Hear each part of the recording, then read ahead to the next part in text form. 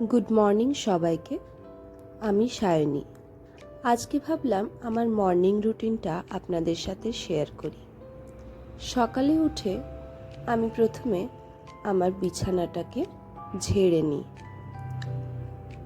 এই সময়টা আমার একটু মি টাইম বলতে পারেন, কারণ আমার পরিষ্কার পরিচ্ছন্ন করাটা খুব ভালো লাগে।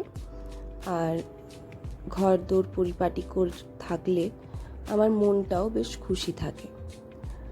আশা করি আপনাদের সকলেরও তাই। আপনারা জানাবেন যে আপনারা সকালবেলায় উঠে প্রথম কোন কাজটা করেন। আমি যেমন সকালে উঠেই আগে আমার বিছানাটাকে সুন্দরভাবে ঝেড়ে নিই। এরপরে আমি আমার ফ্রেশ হয়ে একটুখানি ছাতুর শরবত খাই। সকালবেলায় উঠে ছাতুর শরবত বা কিছু হেলথ ড্রিঙ্কস আমি নিয়ে থাকি, যাতে আমি এমন একটা কিছু নেওয়া পছন্দ করি যেটাতে পেটটা একটুক্ষণ ভরাও থাকবে আর আমাকে একটা ভালো এনার্জিও দেবে, কারণ এরপরে আমাকে স্কুলের জন্য রেডি হতে হবে। আজকে আমাদের স্কুলের ড্রেস হচ্ছে হোয়াইট কালার, তো ড্রেস কোড অনুযায়ী আমি এই চুড়িদারটা পিক করেছি। এই চুড়িদারটা অনেকেই বলে যে খুব সুন্দর দেখতে, আমারও এই চুড়িদারটা কিন্তু খুব ভালো লাগে। এরপরে আমি মুখে একটু সানস্ক্রিন লাগিয়ে একটু পাউডার পাফ করে, কারণ যেহেতু গরমকাল খুব সোয়েট হয়, করে রেডি হয়ে গেলাম। আমাদের এখানে গরম খুব পড়েছে।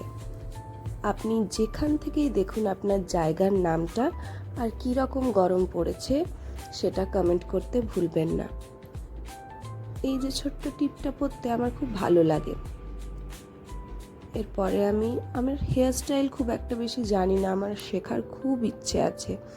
আপনারা বলবেন কোন হেয়ার স্টাইলটা করলে আমাকে ভালো লাগবে।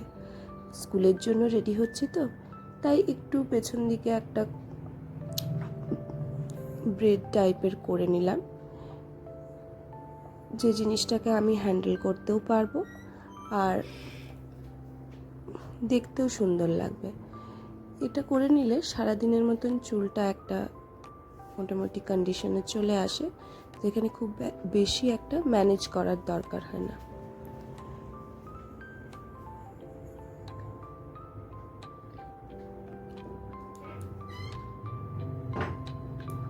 আপনারা জানাবেন আপনাদের কোন হেয়ার স্টাইলটা ভালো লাগে।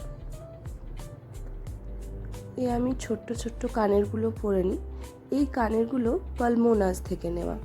কানেরগুলো কিন্তু খুব সুন্দর আর খুব ইজি টু গো। দুটো কানের আমি পালমোনাস থেকে কিনেছিলাম। আমার কানের কালেকশন একদিন আপনাদেরকে দেখাবো। আপনাদের যদি দেখার ইচ্ছে থাকে নিশ্চয়ই কমেন্টে জানাবেন। আমার এখন একটু টেনশন হচ্ছে, কারণ যদি বাস চলে আসে, বাস লেট হলে আমি মিস করব, আর ব্যাস তারপরে আমাকে আবার নিজের কিছু একটা ব্যবস্থা করে যেতে হবে, যেটা আমি চাই না। আমি হালকা করে লিপস্টিক লাগাই আর এবারে ওড়নাটাকে নিয়ে নেব, দিয়ে আমি বেরিয়ে যাব।